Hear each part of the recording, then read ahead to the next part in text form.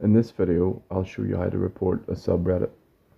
So you might notice that when you come to a subreddit and open up the subreddit rules, there's no option to report the subreddit.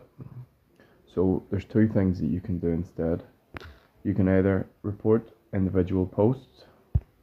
So you would open the posts, press on the three dots, and you can report it individually for whatever the violation is.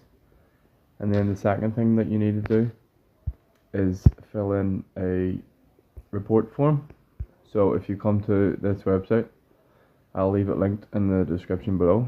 If you come here and come down to community help, press on that, scroll down once again, it'll open up the form.